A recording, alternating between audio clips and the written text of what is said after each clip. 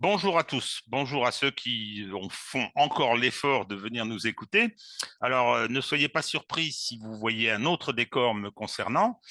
C'est parce qu'aujourd'hui, c'est Vue du droit qui invite Sylvain Ferreira à venir nous parler de la guerre en Ukraine, de sa dimension militaire.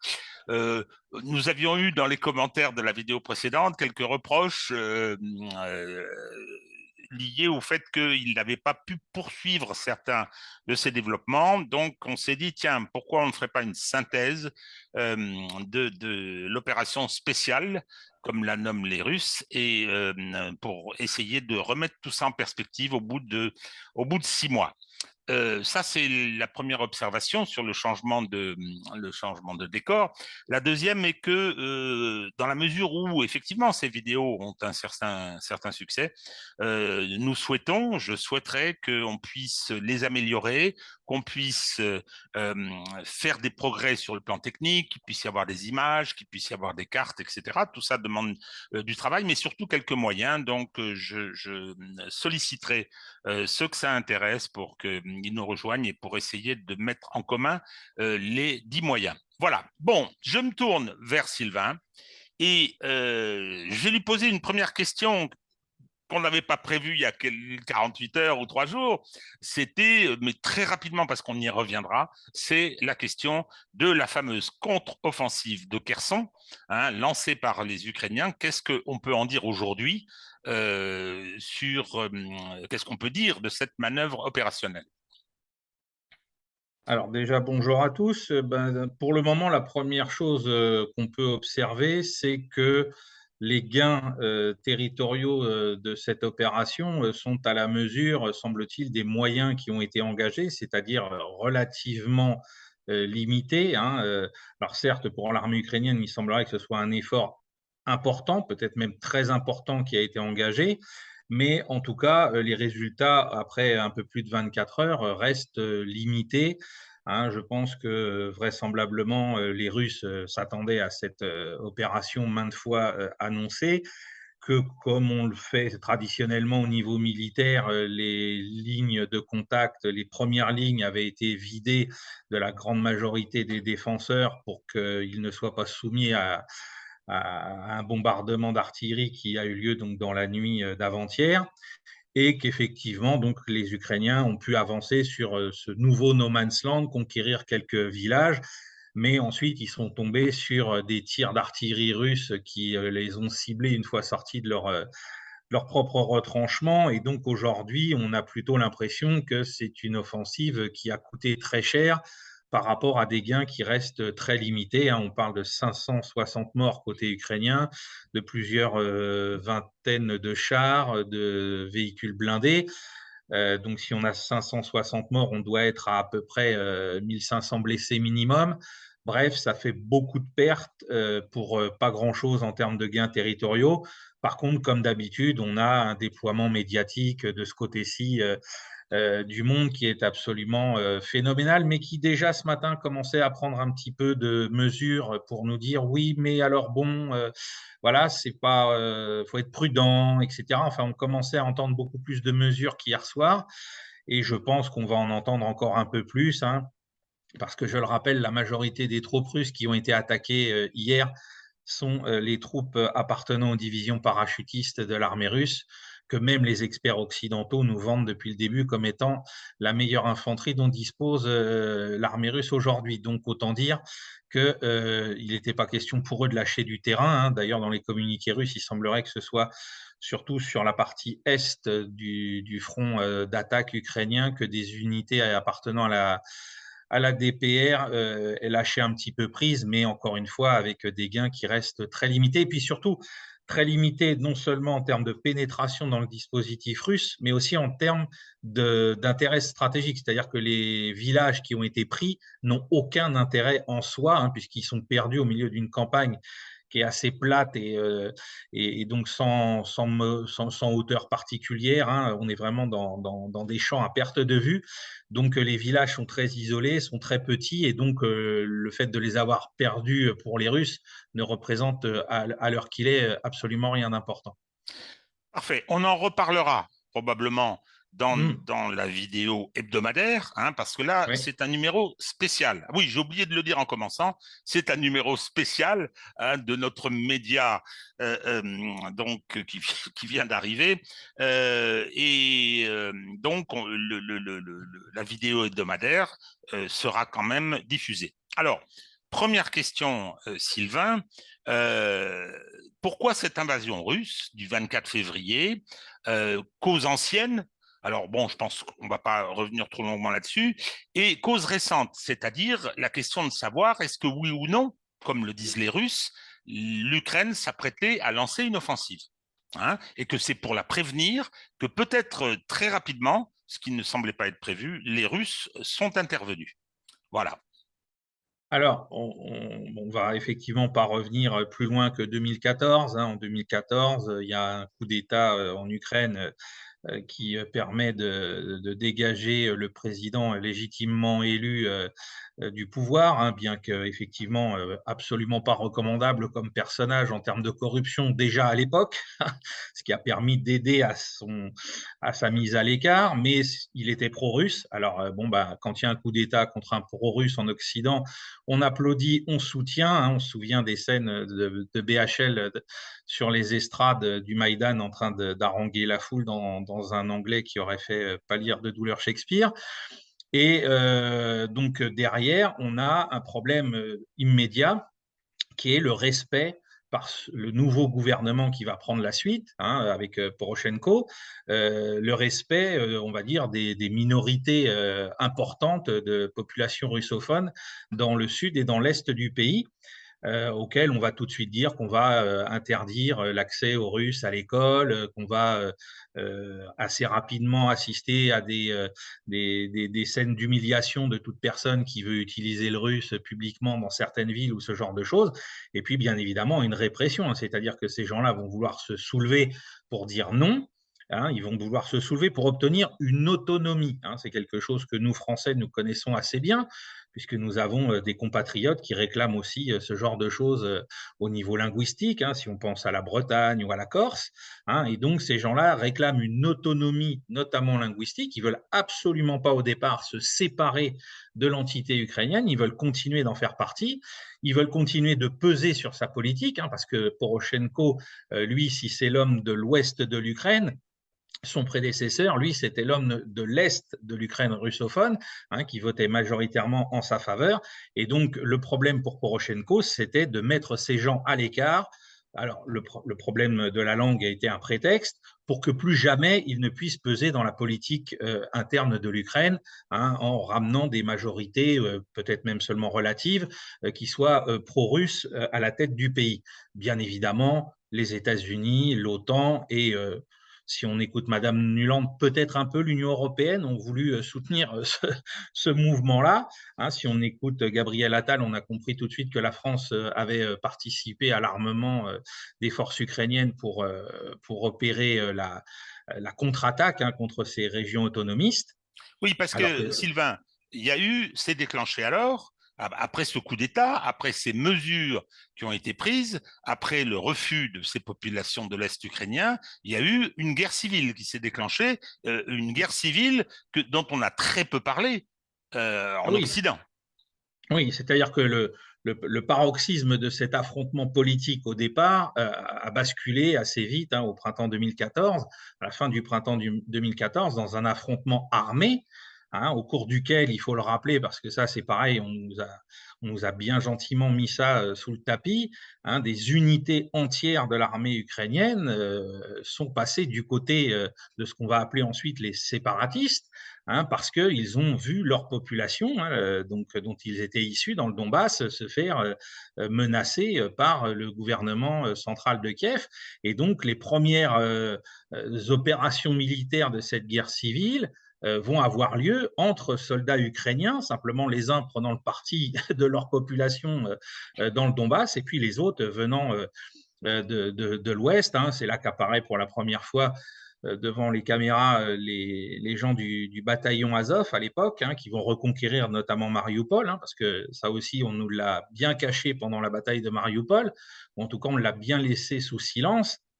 C'est que comme Slaviansk, hein, qui est encore sous contrôle du gouvernement de Kiev aujourd'hui, Mariupol s'est d'abord soulevé en faveur des autonomistes, hein, pour faire partie de la République autonome de Donetsk, et elle a été reconquise par la force, hein. Il y a eu une bonne dizaine de morts, si ma mémoire est bonne, par les unités de l'armée régulière ukrainienne et par le bataillon Azov, qui s'est déjà alors distingué par quelques exactions.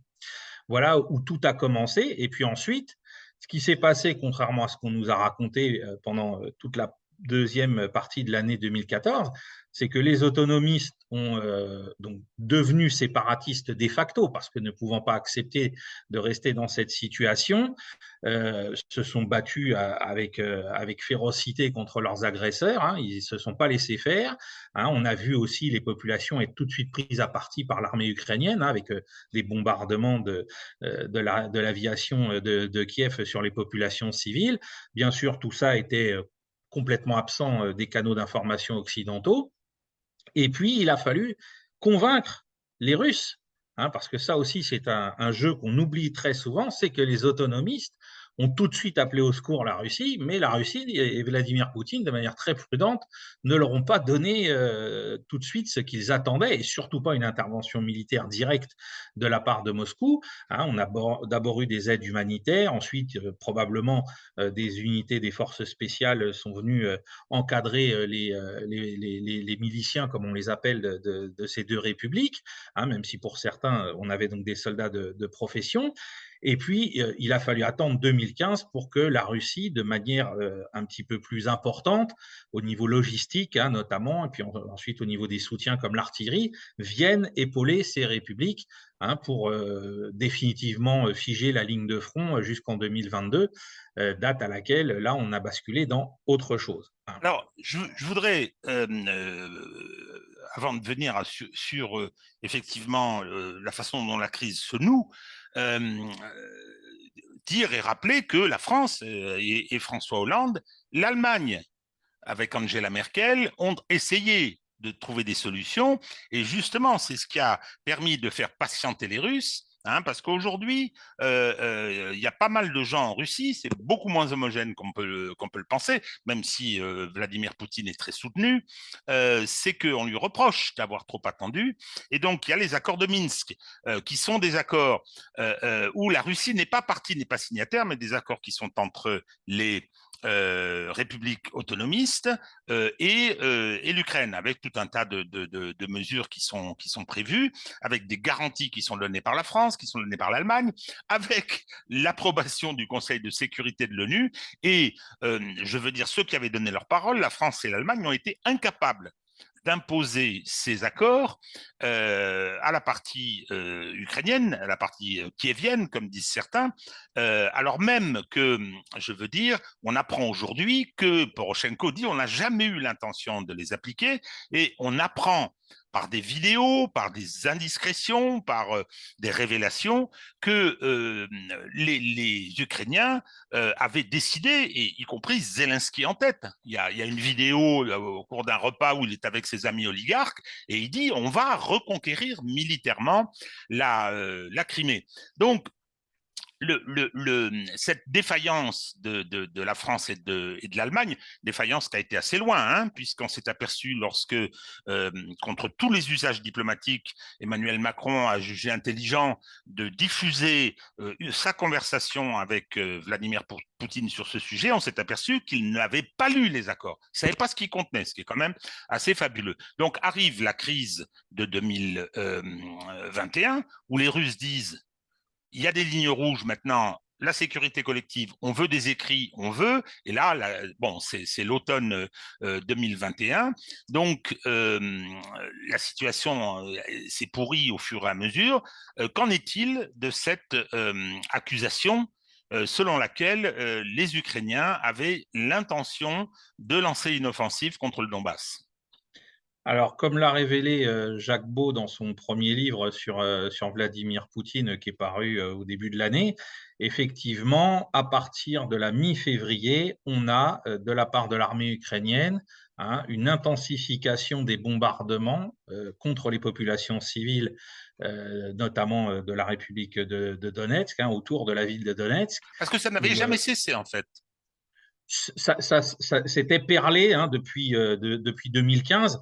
Il faut bien sûr reconnaître que des deux côtés, on se tirait dessus, mais que selon les observateurs occidentaux qui étaient sur place pour observer cette situation, on voit très bien que la majorité des violations, pas toutes, mais la majorité des violations des accords de cessez-le-feu qui sont contenus dans les accords de Minsk n'étaient pas respectées par la partie ukrainienne. Donc, mais ça ne veut pas dire, hein, je le souligne tout de suite pour éviter les controverses, bien évidemment, les gens de la République populaire du Donetsk n'ont pas l'habitude de se laisser faire, donc ils étaient eux aussi en capacité et ils ne se sont pas gênés de répliquer hein, quand on leur tirait dessus avec leur propre artillerie.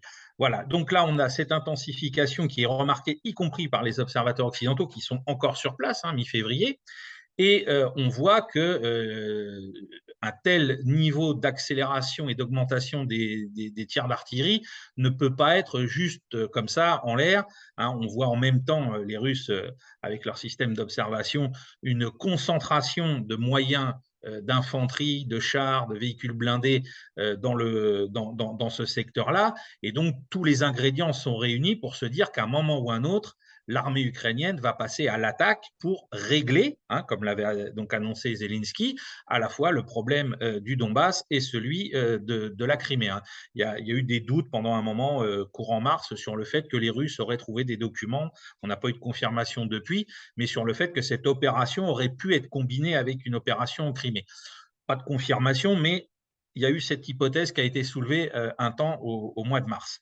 Donc, devant cette situation, on voit deux choses très intéressantes qui se jouent simultanément. C'est que l'armée russe participe à des manœuvres auxquelles elle participe de manière annuelle avec l'armée biélorusse au nord de l'Ukraine.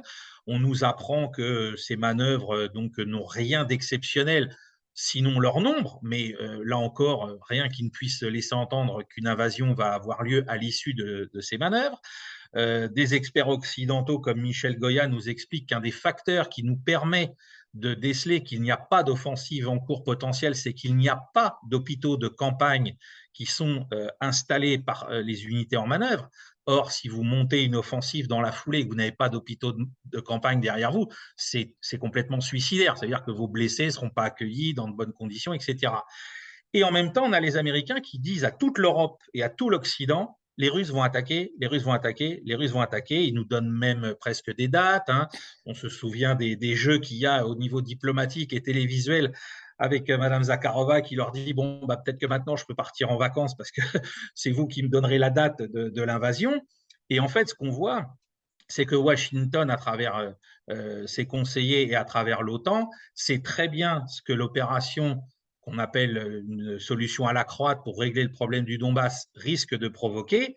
C'est-à-dire que là, dans l'appareil d'État russe, Poutine va être obligé de passer à l'action. C'est-à-dire qu'il n'a pas le choix, hein, y compris en interne, que de déclencher une opération pour venir au secours du Donbass avant qu'il ne soit trop tard. Hein, il l'avait déjà expliqué en 2018. Hein, il y a une vidéo qui date d'avant la Coupe du Monde en Russie, où on lui demandait ce qui se passerait si les Ukrainiens attaquaient à l'occasion de la Coupe du Monde le Donbass. Il disait qu'il prendrait des mesures radicales pour y mettre fin parce que ce serait une provocation incontestable. Donc là, on voit qu'il est arrivé au bout de sa logique. Les Américains le savent. C'est pour ça qu'ils font évacuer leur personnel d'ambassade et c'est pour ça qu'ils sont là à nous dire ça va être demain, ça va être demain, parce qu'ils savent que les Russes ne laisseront pas cette opération se déclencher sans réagir. Alors, déclenchement, invasion russe, incontestable, hein, je veux dire, l'armée russe entre en Ukraine. Euh, Quel est l'état de l'armée ukrainienne? On parlera de l'armée russe, bien sûr. L'état de l'armée ukrainienne, parce que effectivement, moi j'ai lu des choses, j'ai entendu ce que disait Scott Ritter, qui disait que c'était l'armée la plus puissante d'Europe, hors armée russe, hein,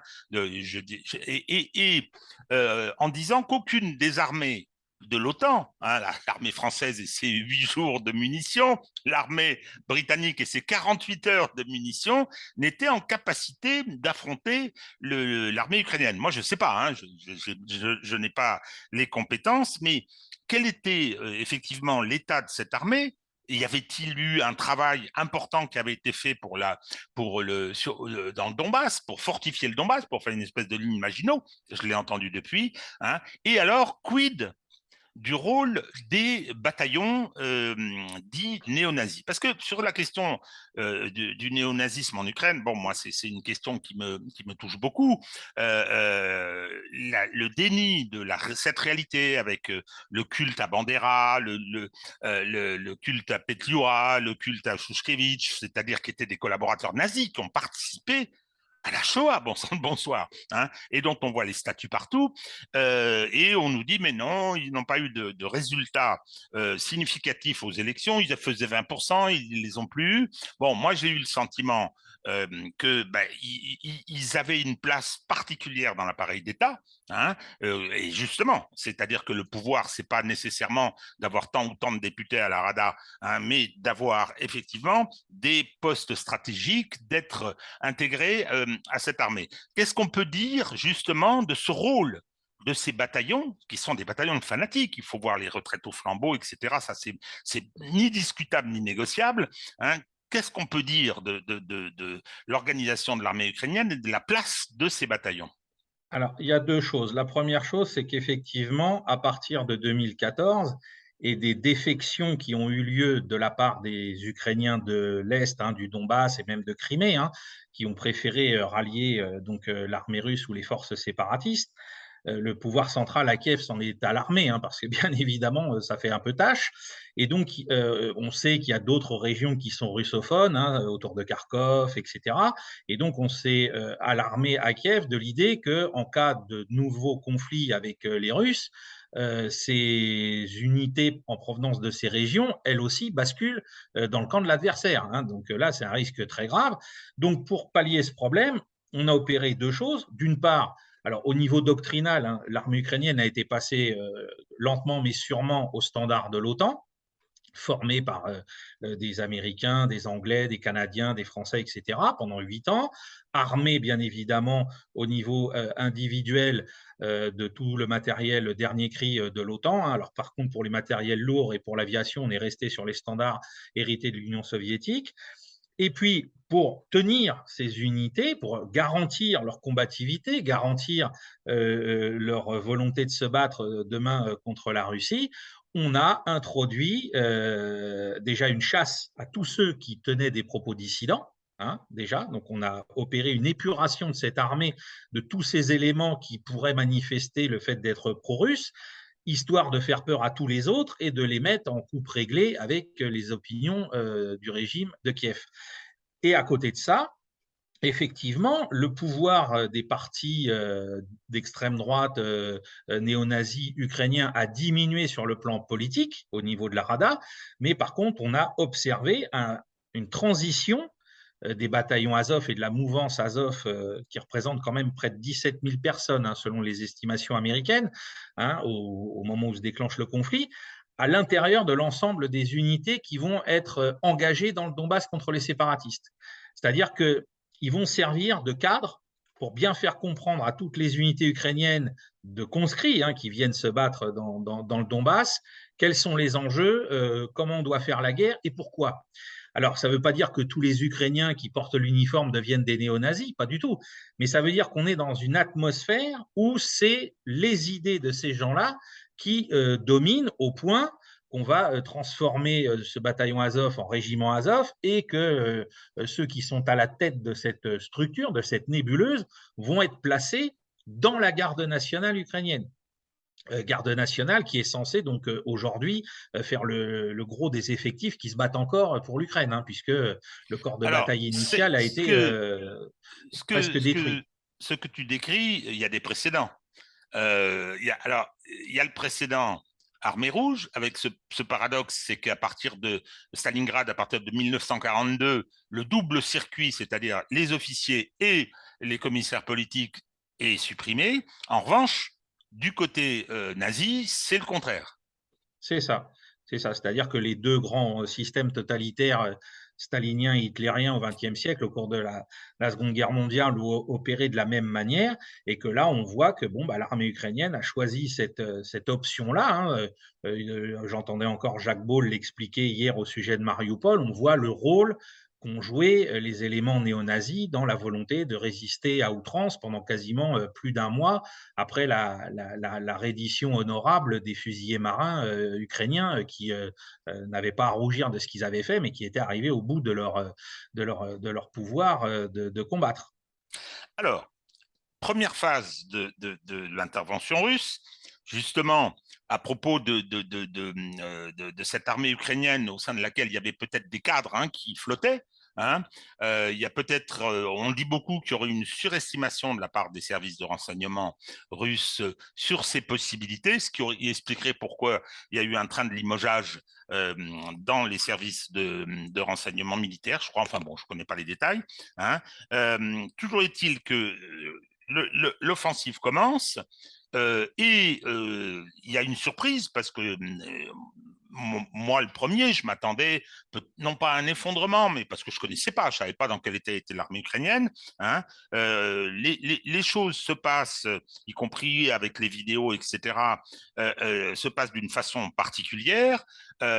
Et cette idée, Kiev devait être pris en 24 heures ou 48 heures, l'Ukraine devait s'effondrer en quelques jours. Le fait que ça ne se produise pas, on en est certain, et je pense à notre grand ami, l'expert préféré de la presse atlantiste, Michel Goya, qui avait fait titrer dans l'Obs, le plan russe a échoué. Ah, bon, très bien, vous devez le connaître, pour penser qu'il avait échoué. Donc, comment est-ce qu'on peut la lire, cette phase initiale qui est assez compliquée, sans connaître ce qu'était le plan russe, justement? Alors, il faut d'abord rappeler la seule chose qu'on connaît du plan russe, c'est le discours de Vladimir Poutine. Le plan russe de l'époque, c'est le discours de Vladimir Poutine qui nous dit qu'il faut démilitariser, dénazifier et assurer la sécurité des deux républiques du Donbass et de la Crimée. Voilà l'objectif initial qui est posé. Maintenant, avec l'outil militaire que nous avons, qu'est-ce que nous faisons pour aboutir à ces résultats ? Alors, on a dès le départ deux choses très importantes qu'il faut comprendre, c'est que ces trois objectifs peuvent être atteints que d'une seule manière, et dont on reparle d'ailleurs encore aujourd'hui en disant ça va être dur d'y arriver, mais on en reparle encore, c'est-à-dire qu'à un moment ou un autre, il va falloir que les deux protagonistes se mettent autour d'une table et négocient. C'est comme ça que s'achève toute guerre, même si effectivement, on peut voir comme en 1945, ça peut s'achever par une capitulation sans condition, mais il faut toujours se retrouver autour d'une table pour le faire. Bon. Donc pour arriver à ça, les Russes ils vont développer un plan qui pour moi s'articule en deux phases. Une phase dont on n'a pas beaucoup parlé parce que, et pourtant c'est bizarre, elle a un antécédent très intéressant qui est l'opération soviétique en Afghanistan en 79, où on a eu une décapitation, alors là, in persona, du régime afghan par les spetsnaz russes, enfin soviétiques à l'époque.